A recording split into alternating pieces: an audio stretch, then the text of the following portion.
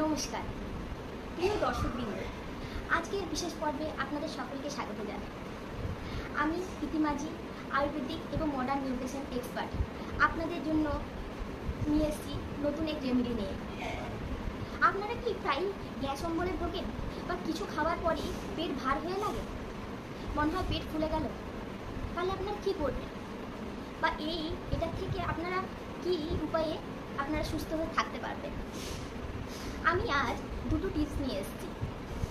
এগুলি অবশ্যই আয়ুর্বেদিক টিপস। আমি প্রথমে যে উপায়টি বলবো সেটি খুবই ভালো আর খুবই সহজ।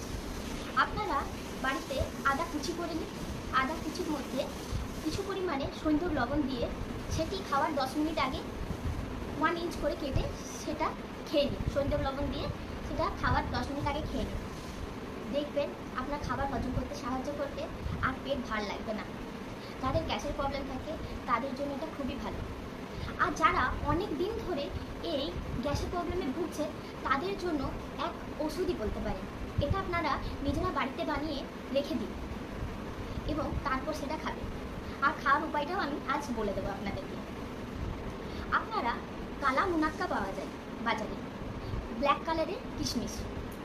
এই ব্ল্যাক কালারের কিশমিশ বা ব্ল্যাক মুনাক্কা এটাকে মিক্সির মধ্যে পেস্ট করে নিন। আর এর মধ্যে সমপরিমাণে আমলকি পাউডার দিন।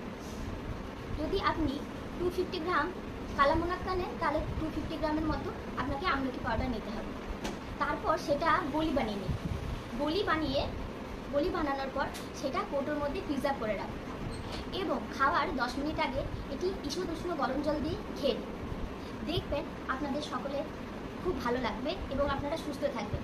এই ব্লটিংয়ের প্রবলেম আপনাদের আর থাকবে না।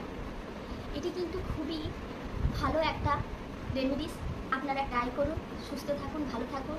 আর ভিডিওটি যদি ভালো লাগে অবশ্যই লাইক করবেন, সাবস্ক্রাইব করবেন আর অন্যকে শেয়ার করবেন।